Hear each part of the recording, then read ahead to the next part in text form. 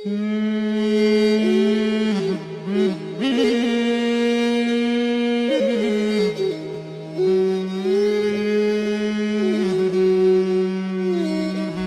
ពោះទីតាំងភូមិសាស្ត្ររបស់ប្រាសាទភ្នំដាគឺស្ថិតនៅភូមិព្រែកតាផឃុំគោកឆ្លកស្រុកអង្គរបូរីខេត្តតាកែវប៉ុន្តែបើសិនជាយើងចង់ទៅទស្សនាផ្ទាល់នៅប្រាសាទភ្នំដាយើងអាចធ្វើដំណើរពីរាជធានីភ្នំពេញតាមផ្លូវជាតិលេខ 2 ដែលមានចម្ងាយ102 គីឡូម៉ែត្រប៉ុន្តែបើយើងនៅទីរួមខេត្តតាកែវតែម្ដងយើងធ្វើដំណើរតែ24 គីឡូម៉ែត្រតែប៉ុណ្ណោះដើម្បីទៅដល់ប្រាសាទភ្នំដាយើងអាចធ្វើដំណើរបន្តពីប្រាសាទភ្នំជីសូរទៅខាងកើតសំដៅទៅទីរួមស្រុកព្រៃកំបាស់រហូតទៅដល់ឃុំព្រៃល្វារួចបាត់ស្ដាំចូលតាមច្រកផ្លូវកស៊ូទៅត្រង់រហូតទៅដល់ប្រាសាទភ្នំដាតែម្ដងចំពោះផ្លូវដែលយើងធ្វើដំណើរទៅប្រាសាទភ្នំដាប្រសិនបើយើងធ្វើដំណើរ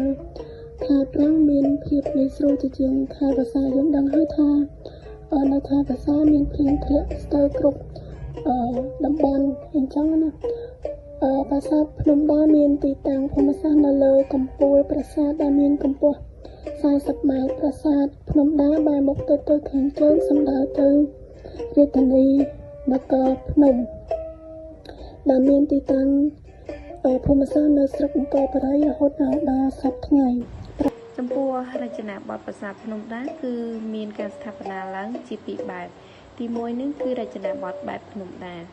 រចនាបថភ្នំដាគឺគិតចាប់តាំងពីសតវត្សទី1ដល់សតវត្សទី6ដោយដំបូងខ្មែរបានចុះភ្នំធ្វើជាប្រាសាទដូចនៅប្រទេសឥណ្ឌាផងដែរប៉ុន្តែក្រោយមកគេក៏បានសាងសង់ប្រាសាទដាច់ពីគ្នាដែលមានរាងតូចធ្វើអំពីឥដ្ឋបូកកំបោរបាយអដែលផ្សំឡើងដោយកំបោរនិងស្ករបាយអបែបនេះគឺពុំសូវជាប់បានយូរទេហើយបច្ចុប្បន្នហ្នឹងវារបេះធ្លាក់ស្ទើរតែទាំងអស់ទៅហើយចំណែកឯខ្លោងទ្វារបង្អួចផ្ដែនិងសសរពេជ្រគឺធ្វើអំពីថ្មភក់អំពីថ្មភ្នំផងដែរនេះបើតាមការធ្វើកំណាយនៅក្នុងអង្គរបូរីនិងនៅកំពង់ផែអូកៅដែលស្ថិតនៅកម្ពុជាក្រោមបានបង្ហាញថាសិល្បៈនគរភ្នំដែលគេបញ្ចូលទៅក្នុងរចនាបថភ្នំដាដោយយកប្រាសាទភ្នំដាធ្វើជាគោលនៃរាជធានីខេត្តតាកែវផងដែរចំណែកឯនៅក្នុងសម័យនគរភ្នំប្រទេសខ្មែរគឺមានទំនាក់ទំនងជាច្រើនជាមួយនឹងប្រទេសឥណ្ឌាជាពិសេសទៀតនោះគឺនៅក្នុងវិស័យសិល្បៈសាសនានិងរបបនៃការគ្រប់គ្រងប្រទេសជាដើមក្រៅពីនេះគេក៏បានឃើញស្ថាបត្យកម្មខ្មែរក្នុងសម័យនគរភ្នំក៏បានទុកនូវស្នាដៃជាច្រើននៅក្នុងរូបបដិមាដែលគេបានជួបប្រទះនៅអង្គរបូរីនិងទីកន្លែងដទៃជាច្រើនទៀតនៅក្នុងប្រទេសខ្មែរចំណែកឯកំណែនៅអូកៅវិញក៏បានធ្វើឲ្យយើងស្គាល់នៅគ្រឿងឧបករណ៍និងគ្រឿងអលង្ការដែលខ្មែរយើងសម័យនោះបានប្រើប្រាស់នៅសម័យនោះផងដែរហើយប្រាសាទមួយចំនួនក៏ធ្វើមានលក្ខណៈដូចនឹងប្រាសាទភ្នំដាផងដែរពាក់ព័ន្ធទៅនឹងរចនាបថឃ្លាំងរចនាបថឃ្លាំងគឺគិតចាប់តាំងពីចុងគ្រិស្តសករាជសតវត្សទី10និងពាក់កណ្ដាលទី1នៃគ្រិស្តសករាជសតវត្សទី11ដែលស្ថិតនៅក្នុងរជ្ជកាលរបស់ព្រះបាទជ័យវរ្ម័នទី5នៅក្នុងគ្រិស្តសករាជ968ដល់1001និងព្រះបាទសូរ្យវរ្ម័នទី1ក្នុងគ្រិស្តសករាជ1002ដល់1050ដែលមានរាជធានីនៅអង្គរជាពិសេសទៀតនោះគេរាប់បញ្ចូលក្នុងរចនាបថឃ្លាំងនៅប្រាសាទជាច្រើនដូចជាប្រាសាទតាកែវប្រាសាទឃ្លាំងខាងជើងប្រាសាទភិមានអាកាសដ្ឋានទៀតផងចំណែកឯប្រាសាទភ្នំដាគឺបានសាងសង់ឡើងដើម្បីឧទ្ទិសថ្វាយចំពោះព្រហ្មញ្ញសាសនានិងបានកសាងឡើងចំពោះរំលឹកដល់ព្រះវិស្ណុចំពោះសាលាចរិតភ្នំដាការលេខ549គឺគ្មានការចូលបរិច្ឆេទក៏ពិតមែនប៉ុន្តែប្រហែលជានៅសតវត្សទី6ក៏បានរៀបរាប់ពីព្រះបាទរុទ្រវរ្ម័ននិងមានឈ្មោះជាព្រះវិស្ណុមួយចំនួនដែលគេរកឃើញនៅក្នុងល្អាងភ្នំជុំវិញភ្នំដាជាដើមចំណែកឯសាលាចរិតចាស់ជាងគេគឺសរសេរជាភាសាខ្មែរសាលាចរិតអង្គរបូរីការលេខ600ដែលមានដាក់ការបរិច្ឆេទឆ្នាំ611នៃគ្រិស្តសករាជក្រៅពីនេះសាលាចរិតមួយចំនួននៅអង្គរបូរីមានដូចជាសាលាចរិតវត្តថ្លែងនៅកូសាំងស៊ីនលេខការ1សាលាចរិតលេខពោធិវង្សលើកូសាំងស៊ីនលេខការ11សាលាចរិតអង្គរបូរីលេខការ25សាលាចរិតព្រះវិហារធំនៅខេត្តកំពង់ចាម លេខការ520ស្លាចរឹកវត្ថុគំនួរនៅតកៅលេខការ557ស្លាចរឹកទួលអង្គរនៅតកៅលេខការ559ដែលបានកត់ការបរិច្ឆេទច្បាស់លាស់ព្រមទាំងមានអក្ខរាវិរុទ្ធចាស់ជាងស្លាចរឹកការលេខ600ផងដែរប្លង់ប្រាសាទជាទូទៅប្លង់ប្រាសាទខ្មែរមានប្លង់ធម្មតា4ជ្រុងស្មើគ្នាមានទ្វារចូលតែមួយប៉ុណ្ណោះក្រៅពីមាន4ជ្រុងហើយក៏មានរាង8ជ្រុងស្មើក្នុងករណីប្លង់ប្រាសាទឥដ្ឋមួយចំនួននៅសម្បូរព្រៃគុកដើមសតវត្សទី7នៃគ្រិស្តសករាជប្លង់4ជ្រុងស្មើគឺមានភាពចំណាស់ជាងគេបំផុតនៅក្នុងរាជាណាចក្រកម្ពុជាដែលមានឈ្មោះថា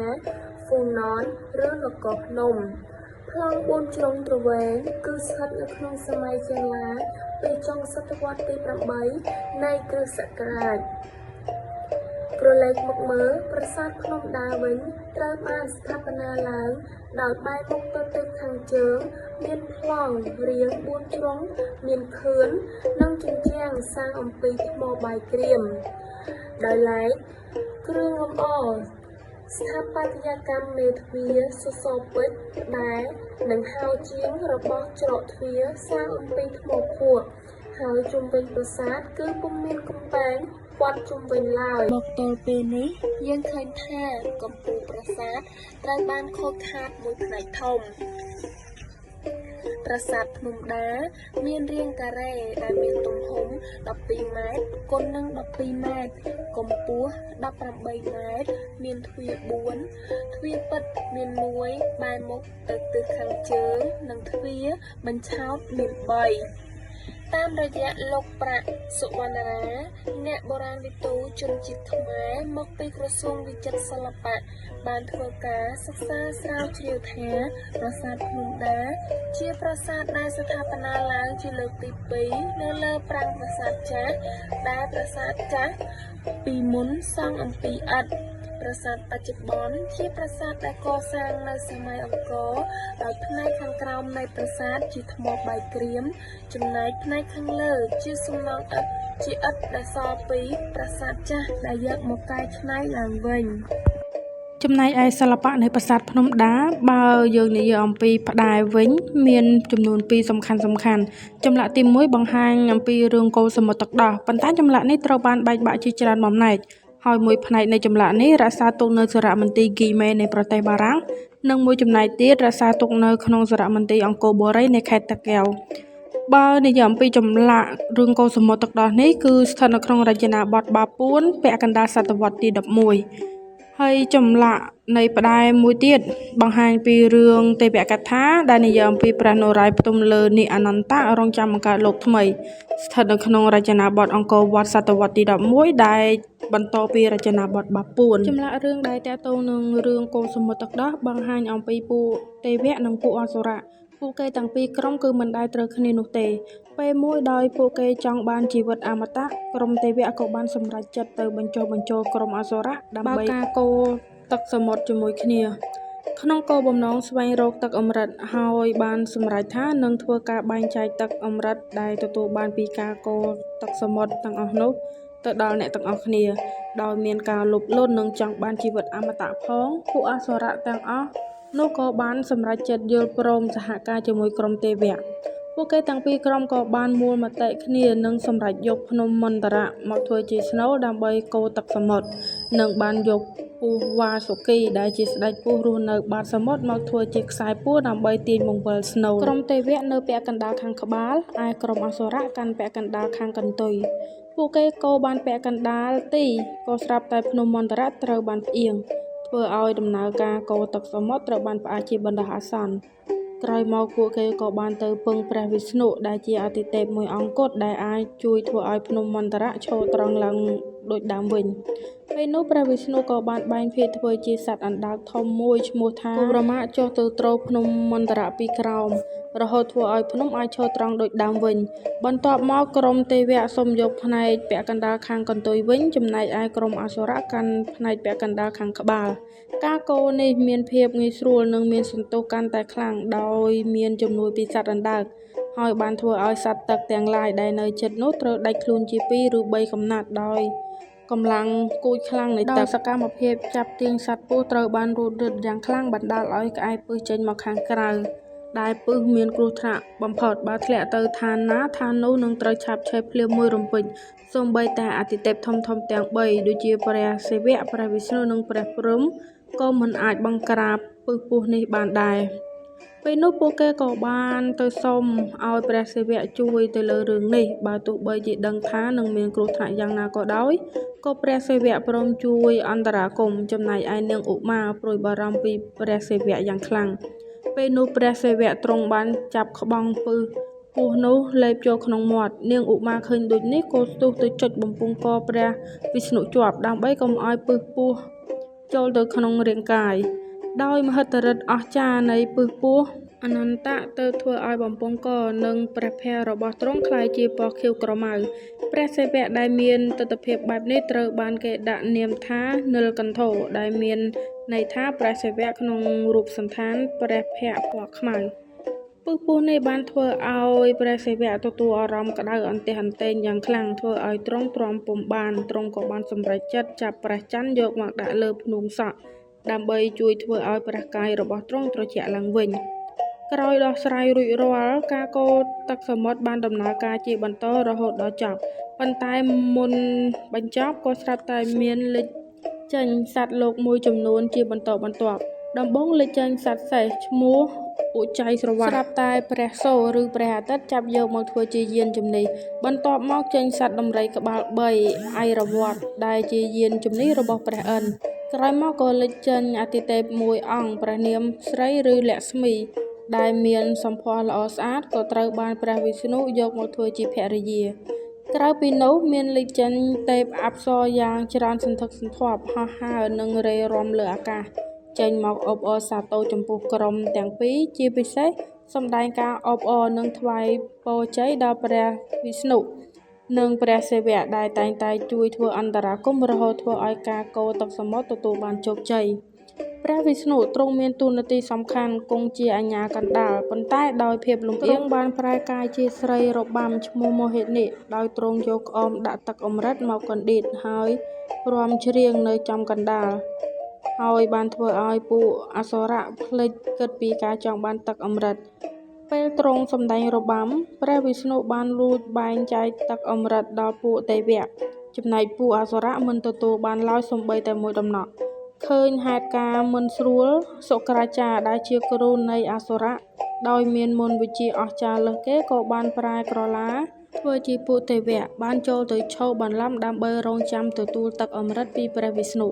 ហើយក៏ទទួលបានដោយបំណងមែនពេលនោះសុក្រាចារ្យក៏លេបចូលក្នុងមាត់មួយរំពេចខណៈនោះព្រះច័ន្ទនិងព្រះអាទិត្យបានដឹងហេតុការណ៍ក៏ស្ទុះទៅប្រាប់ព្រះវិស្ណុភ្លាមដោយក្រោធខឹងដែលគេហ៊ានបន្លំខ្លួនបែបនេះព្រះវិស្ណុបានចាប់កងចក្រគប់ទៅរកអសុរៈ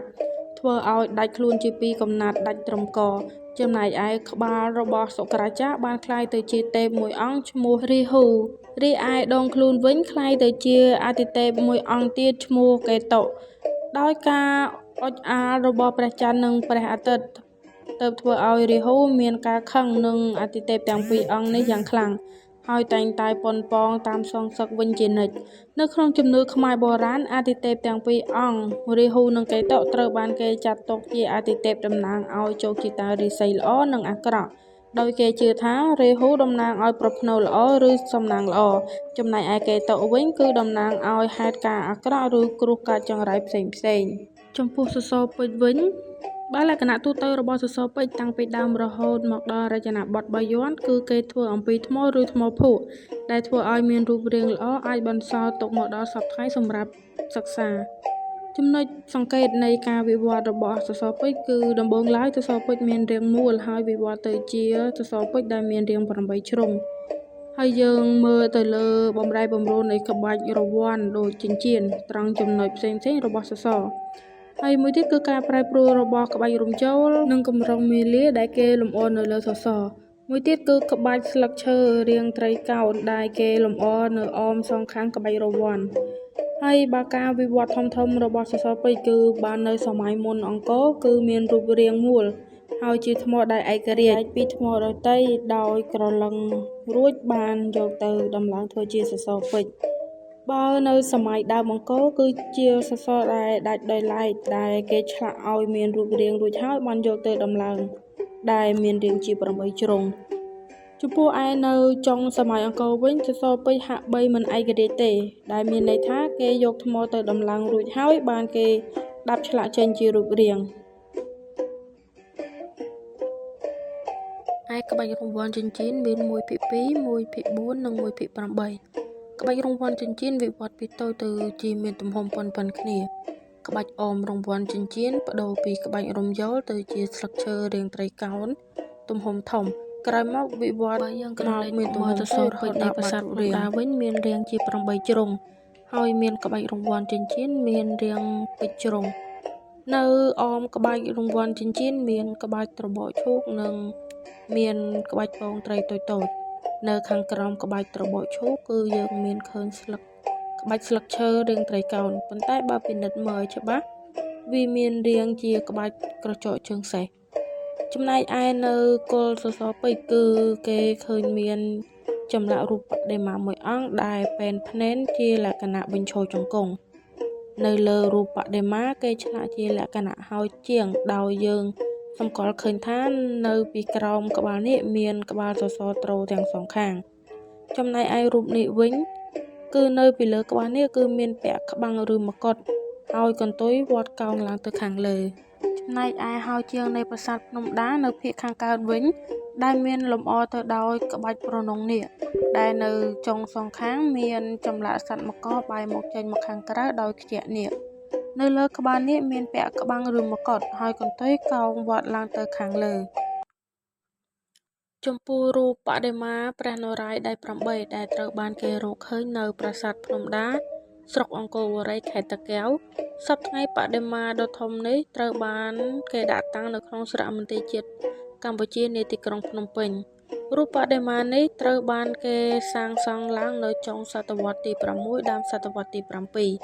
ដែលធ្វើឡើងអំពីថ្មភក់មានកម្ពស់2.87 ម៉ែត្រនិងមានដៃ8បដិមាដ៏ល្អវិចិត្រនេះទោះបីជាមានការបែកបាក់ដោយអន្លើក្តីក៏នៅតែមានតម្លៃជាបេតិកភណ្ឌរបស់ខ្មែរដ៏មានតម្លៃវែងចំណាស់តាំងពីសតវត្សទី6មកបើយើងក្រឡេកមកមើលលក្ខណៈនៃរូបរាងវិញបដិមានេះមានពាក់មកុដរាងស៊ីឡាំងខ្ពស់ពេញឈរញញឹមហើយគេបានធ្វើរង្វង់រាងក្រចកសេះដែលដាប់ចេញពីថ្មជាមួយគ្នាដើម្បីទប់លំនឹងរូបទាំងមូលបដិមានេះមានទម្រង់ព្រះភ័ក្ត្ររាងមូលទ្រវែងក្នុងទម្រង់សមាធិច្រមុះមានខ្ទង់ខ្ពស់ស្លឹកត្រចៀកវែងប្រណិតបិទបែបមានត្របកនិងមានដងខ្លួនស៊ីគ្នាជាមួយនឹងស្មារបស់បដិមានេះស្លៀកសំពត់ខ្លីដែលមានភ្លីចេញពីប្រភពតែមួយដែលអាចចាត់ទុកជាសំពត់ចងក្បិនដំបងដែលយើងអាចមើលឃើញនៅលើបដិមារីឯប្រហ័សខាងស្ដាំនៃបដិមាកាន់កេតនភ័ណ្ឌគ្រប់ទាំងអស់ដែលប្រហ័សខាងលើគេកាន់ភ្លើងព្រះហស្ថខាងក្រោមទី2កាន់ដំបងតូចមួយព្រះហស្ថទី3កាន់ស្បែកសត្វនិងព្រះហស្ថក្រោមគេកាន់ដំបងរាងធំកោងចំណែកឯប្រហ័សខាងឆ្វេងវិញមានបែកបាក់នៅសល់តែពីរខាងក្រោមវជ្រៈឬគ្រាប់រន្ទះនិងប្រហ័សខាងក្រោមគេបង្អស់កាន់ថូទឹកនិងវត្ថុមួយចំនួនទៀតយើងមិនអាចដឹងបានទេព្រោះបានបាក់បែកអស់ទៅហើយជាទូទៅកេតនភណ្ឌទាំងនេះគេមិនធ្លាប់ឃើញព្រះវិស្ណុកាន់នោះទេភាគច្រើនព្រះវិស្ណុមានប្រហ័ស4ដែលរកឃើញនៅក្នុងសិល្បៈខ្មែរច្រើនតែកាន់កេតនភណ្ឌ4ដូចគ្នាគឺកងចក្រដុំមូលដំបងនិងខ្យងសាំងដូច្នេះហើយប្រហ័សចំនួន2ដែលបាត់បង់នោះគេមិនដឹងថាកាន់កងចក្រខ្យងសាំងឬដុំមូលឬក៏អត់ទេលោកភៀឌុយពងដែលជាអ្នកស្រាវជ្រាវជនជាតិបារាំងធ្លាប់បានសិក្សាលម្អិតអំពីបដិមាខ្មែរនៅសម័យដំបូងសាក់លបងហៅបដិមាព្រះវិស្ណុនេះថាហរិកម្ពុជាន្ទ្រដែលអាចប្រែថាព្រះវិស្ណុនៃកម្ពុជាឬម្ចាស់នៃកម្ពុជាការហៅនេះគឺលោកយោងទៅតាមសិលាចារឹកមួយដែលរកឃើញនៅប្រាសាទភ្នំដាចុះបញ្ជីលេខ K549 បន្ថែមពីនេះទៅទៀតការសិក្សាលម្អិតរបស់លោកលាវី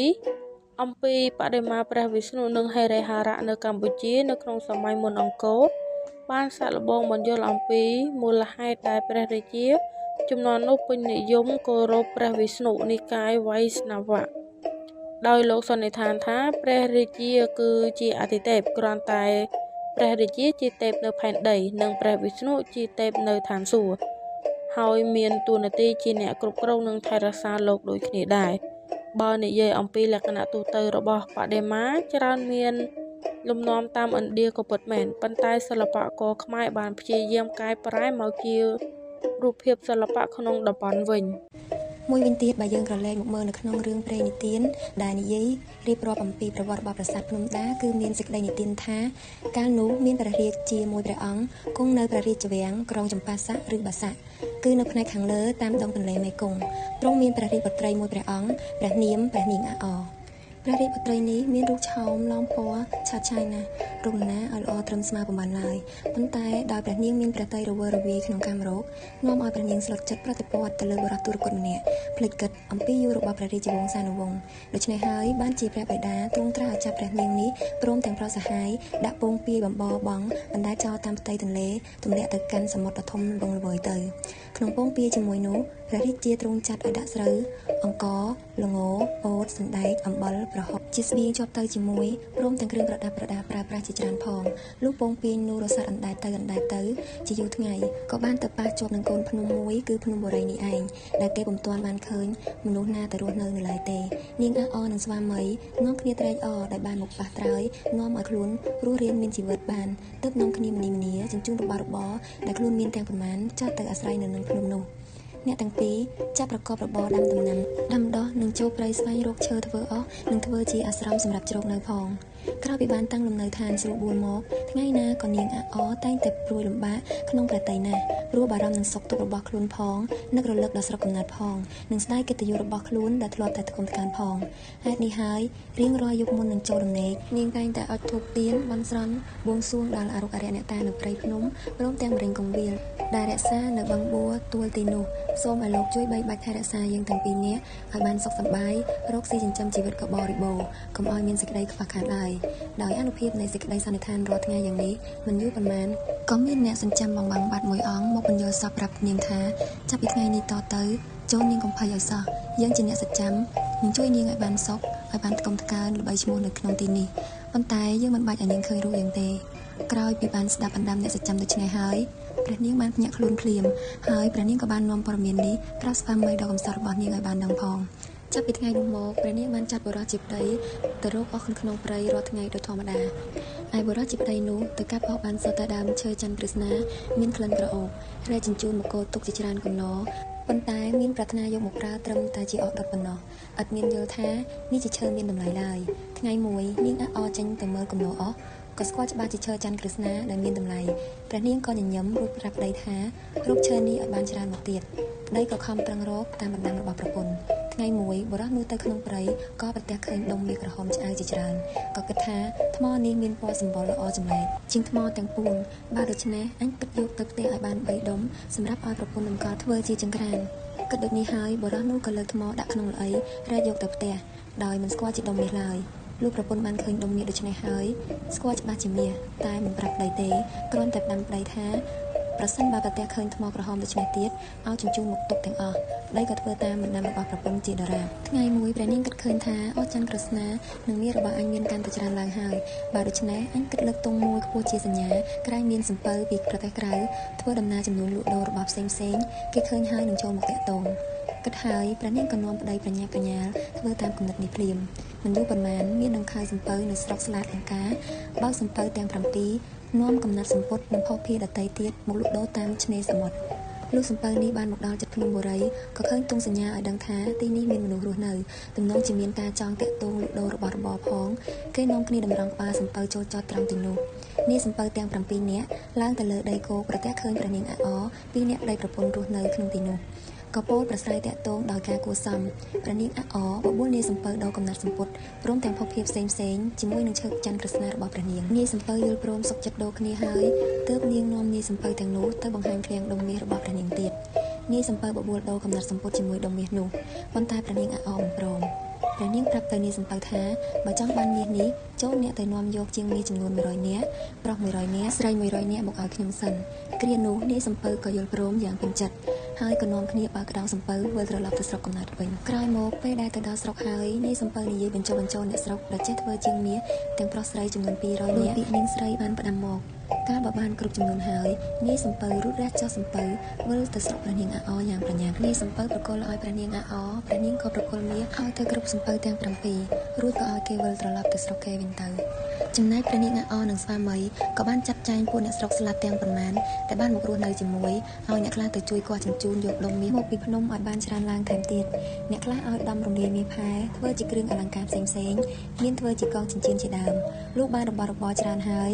តែងតែមានឈ្មួញស្រុកក្រៅចូលសំពៅមកចតតាក់ទងទិញដូររបស់របរនេះជាហូរហែមិនយូរប៉ុន្មាន5ទៅ6ឆ្នាំប៉ុណ្ណោះក៏មានអ្នកស្រុកក្រៅខ្លះទៀតបានសុំជ្រកនៅរកស៊ីបានគ្នាកាន់តែច្រើនកកកឡើងហើយអ្នកស្រុកស្រីប្រុសដែលបាននៅយូរហើយនោះក៏បង្កើតបានជាកូនពូនជាចៅថែមឡើងទៀតម្ល៉េះហើយភូមិស្រុកនោះក៏បានរីកធំឡើងហើយអ្នកស្រុកទាំងអស់ក៏គោរពដល់ព្រះនាងអាអនិងព្រះស្វាមីគ្រប់គ្នា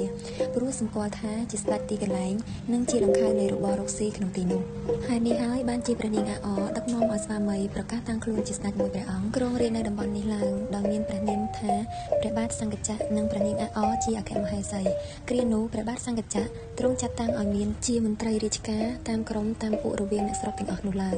មិនតែប៉ុណ្ណោះទ្រង់ចាត់ឲ្យរេពោទាំងនោះ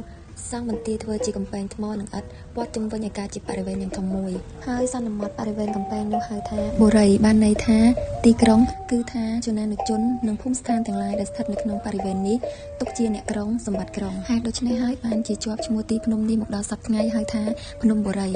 កាលបើសាងបានជាទីបុរីសមរម្យមានកិត្តិយសសមរម្យសមតាមប្រាថ្នាហើយព្រះបាទសង្កចៈនិងព្រះអគ្គមហេសីទ្រង់រំលឹកដល់គុណអ្នកសច្ចាំដែលបានសន្យាថាជួយពីថ្ងៃមុននោះព្រះអង្គក៏ចាត់ឲ្យសាងជាប្រាសាទថ្មតូចមួយយ៉ាងល្អស្រស់នៅលើភ្នំខាងកើតដែលសប្តាហ៍ថ្ងៃហៅថាប្រាសាទភ្នំដាដើម្បីឧទ្ទិសថ្វាយដល់អ្នកសច្ចាំដែលមានគុណឧបការៈទៅលើព្រះអង្គ